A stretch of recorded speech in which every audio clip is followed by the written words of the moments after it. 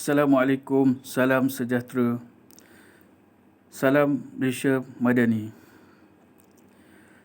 Nama saya Mio Syamsul Azmil bin Mio Hassan Bakri, nombor matrikulasi 730911 0856 37001. Pusat Pembelajaran OUM Jalan Libong, Sing Ipoh, Perak. Perkara pengenalan kepada komunikasi, kod ABCC1103.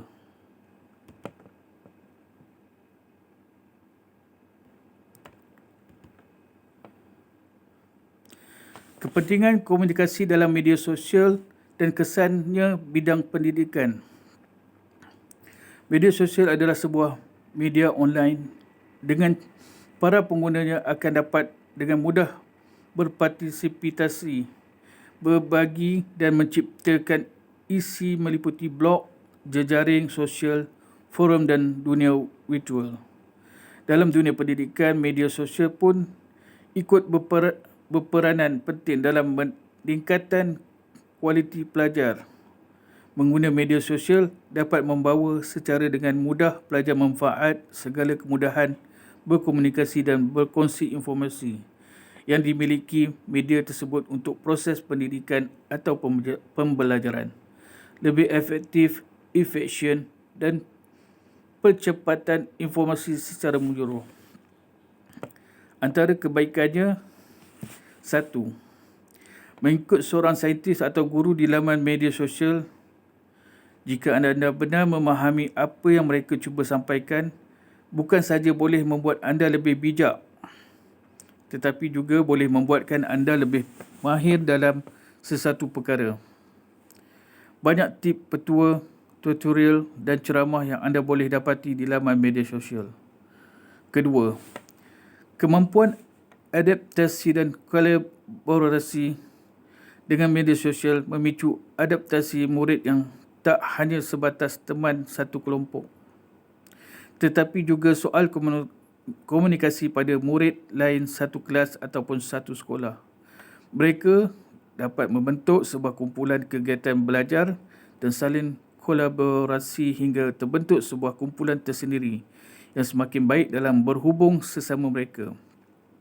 Pelajar dapat mempelajari, di samping itu juga boleh berinteraksi bersama guru-guru mereka untuk sama-sama dengan kelompok belajar secara bersama sehingga boleh memberi kesan keputusan yang positif. Murid akan terdorong untuk menjadi ahli dalam keterlibatan aspek internet yang aktivisnya tidak berinteraksi, tetapi juga belajar cara bijak penggunaan media sosial tersebut. Antara keburukan, 1. Penggunaan media sosial remaja generasi Z. Kajian mendapati secara purata remaja generasi Z yang dikaji menggunakan media sosial selama 11.6 jam sehari. Data ini belum ditambah dengan penggunaan internet bagi tujuan lain seperti pencarian maklumat dan permainan secara dalam talian. Penggunaan media sosial mencapai tahap yang kritikal apabila sebilangan remaja akhir memperakui bahawa mereka menggunakan internet selama 24 jam. Dapatan kajian menunjukkan bahawa sebanyak 8 jenis aplikasi media sosial digunakan secara meluas oleh remaja yang dikaji, iaitu Facebook, YouTube, Twitter, blog, WhatsApp.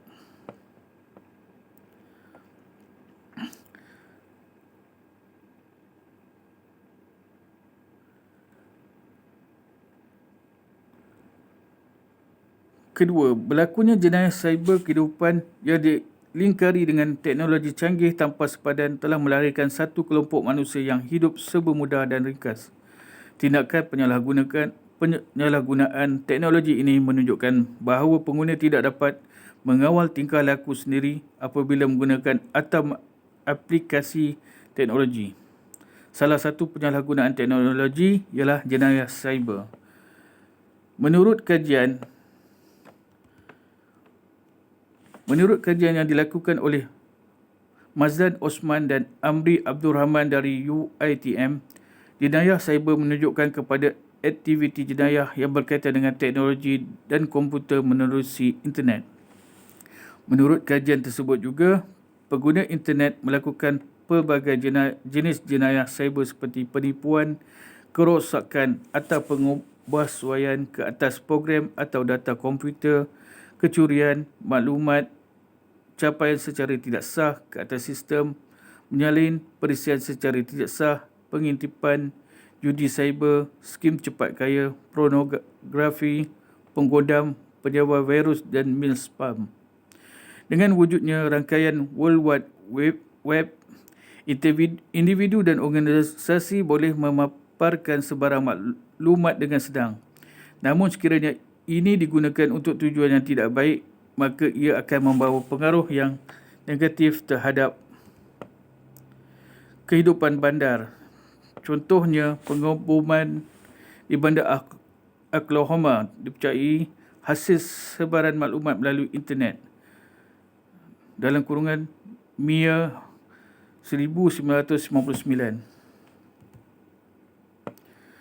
Berdasarkan statistik Majlis Teknologi Maklumat Kebangsaan NITC dalam Irfan Khairi 2010, jumlah pengguna internet di Malaysia tahun 2010 mencecah 16.9 juta orang.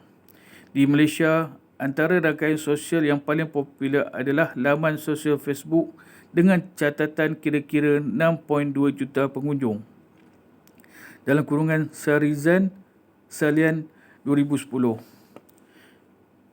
Kafe cyber merupakan POR atau tempat lepak kepada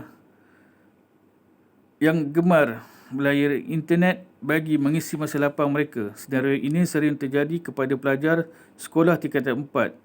Hal ini disebabkan pelajar tingkatan 4 baru saja habis menduduki peperiksaan penilaian menengah rendah, iaitu PMR, pada tahun sebelumnya. Justru mereka lebih banyak meluangkan masa dengan hanya duduk di hadapan komputer.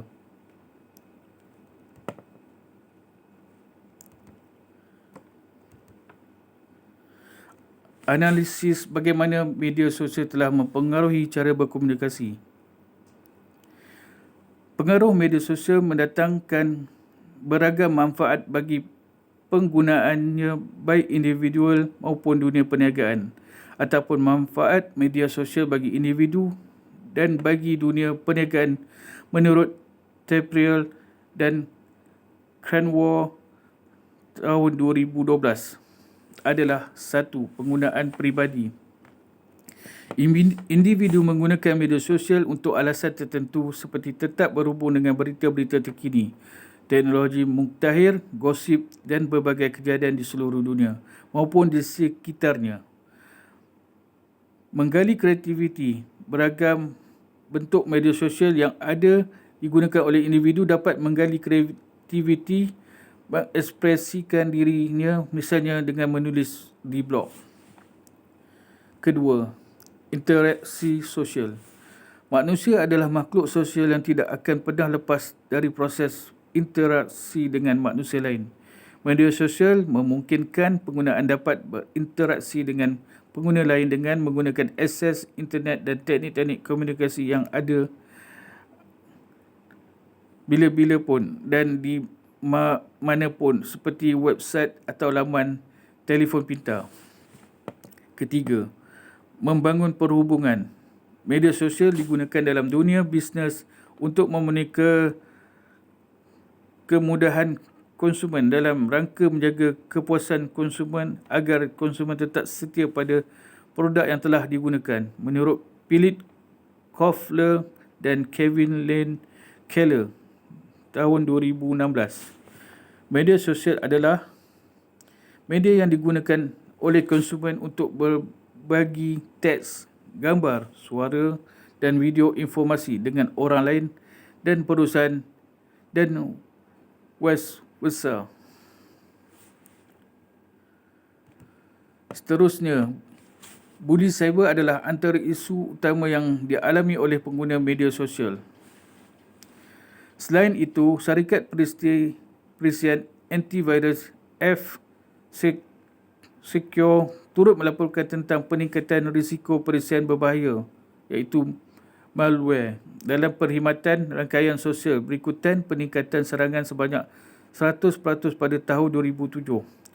F-Secure menyatakan penghasilan perisian berbahaya terus meningkat pada tahun 2008 dan 2009. Terdapat juga perisian berbahaya yang menyamar seperti tampalan keselamatan iaitu security pad untuk memperdayakan penggunaan perkhidmatan rangkaian sosial agar memuat turun dan memasangnya. Kemudahan ini telah membuka ruang berlakunya kejadian buli dan gangguan cyber. Bahkan, masalah buli dan gangguan di dunia cyber telah dilaporkan menjadi penyebab kepada satu kejadian bunuh diri dan peras ugut Kelly Houghton, seorang remaja menjadi individu pertama yang dipenjara di Britain kerana membuli di alam cyber selepas dia menyiarkan ancaman bunuh di laman rangkaian sosial Facebook. Kegilaan penggunaan internet, terutamanya golongan remaja, terhadap aplikasi rangkaian sosial telah menjadi sesuatu yang membimbangkan.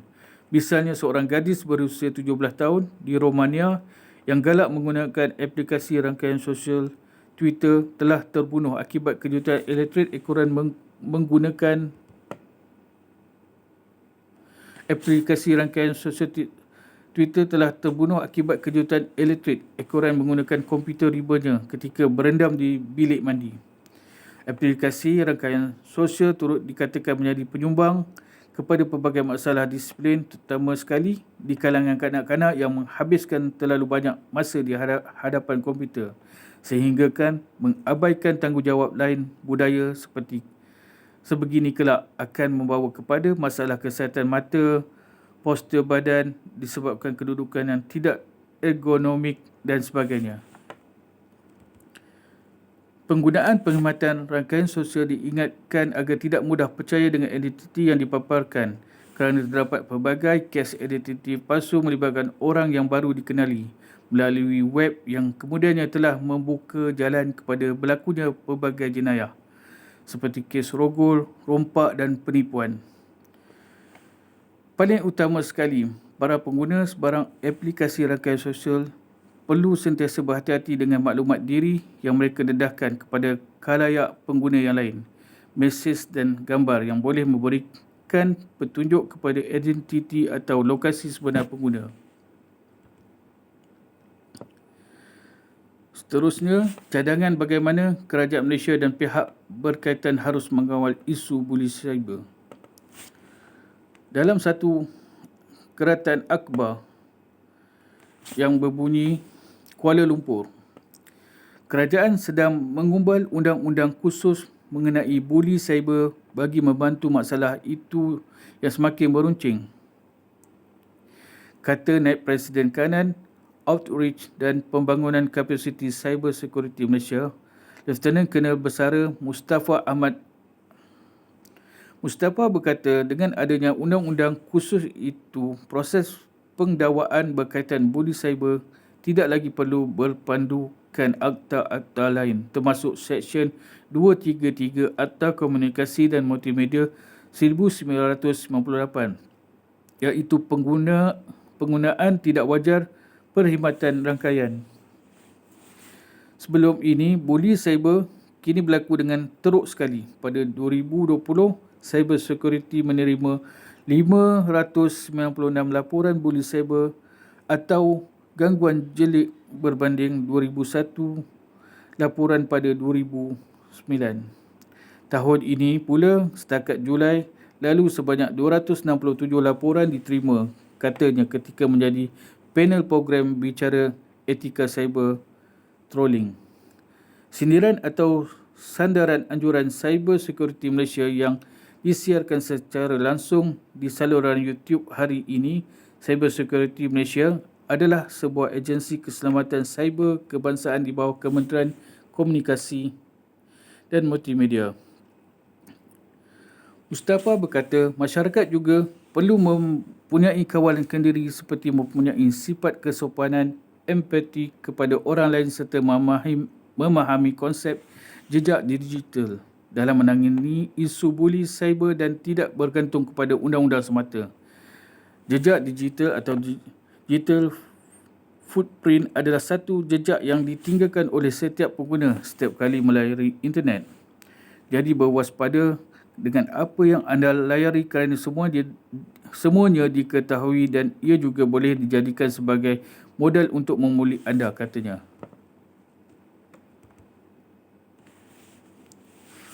Buli cyber bermaksud apa-apa tindakan yang sengaja dilakukan oleh individu atau entiti melalui komunikasi digital dengan tujuan atau niat untuk menyebabkan pengguna kebimbangan, kesusahan fizikal, psikologi, ekonomi, akademik atau bahaya-bahaya lain yang mengakibatkan bahaya, gangguan, kebimbangan dan kesusahan kepada mangsa.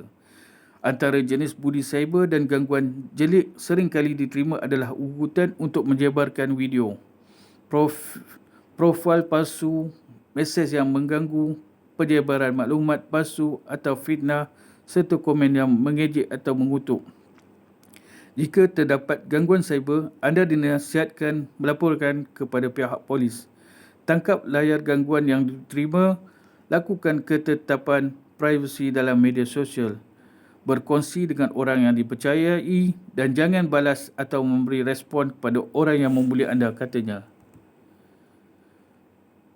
Sementara itu, Ketua Kluster Penyelidikan ICT dalam Islam Universiti Islam Antarabangsa Prof. Dr. Muhammad Fauzanuddin berkata bagi membendung masalah buli cyber, masyarakat terutama umat Islam seharusnya berpandukan apa yang diajar di dalam Al-Quran, iaitu saya mengambil contoh dalam surah Al-Hujurat. Terdapat pelbagai pesanan, antaranya fa-aslibu, iaitu berdamai sesama sendiri. La yaqtab, iaitu tidak mengumpat antara satu sama lain.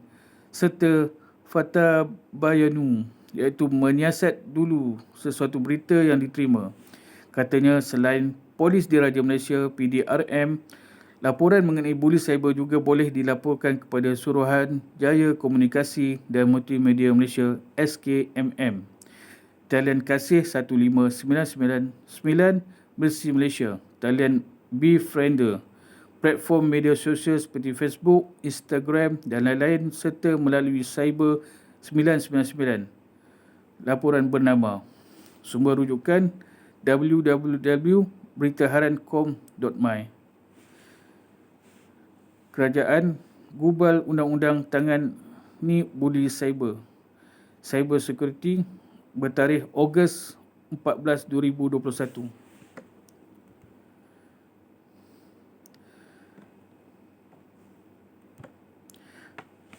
Daripada itu, dengan mempelajari pengaruh media sosial dalam komunikasi diharap dapat menambah pengetahuan tentang konsep dasar media sosial yang meliputi pengertian media sosial, ciri khas media sosial, fungsi media sosial, manfaat media sosial dan pengaruhnya dalam berbagai tingkatan komunikasi. Selain itu, dapat menambah kefahaman matlamat keperluan kehidupan semasa dan keterampilan bermedia sosial dalam dunia kerja beserta prospek karier yang diperlukan. Kehadiran media sosial sebagai impak dan perkembangan teknologi informasi dan komunikasi memang luar biasa. Dengan berbagai layanan yang dapat digunakan, media sosial telah merubah cara komunikasi dalam masyarakat. Kehadiran media sosial bahkan membawa satu perubahan masa kini dalam cara berkomunikasi di segala bidang. Kehadiran media sosial tersebut ternyata membawa impak perubahan cara berkomunikasi dari konvensional menjadi moden dan serba digital. Namun juga menyebabkan komunikasi yang berlangsung menjadi lebih efektif. Dengan adanya media sosial, komunikasi menjadi lebih mudah dan cepat serta lebih transparan dalam menyampaikan informasi terkini. Sekian daripada saya membentangkan jawapan seperti di tajuk yang telah saya huraikan tersebut. Terima kasih. Assalamualaikum warahmatullahi wabarakatuh.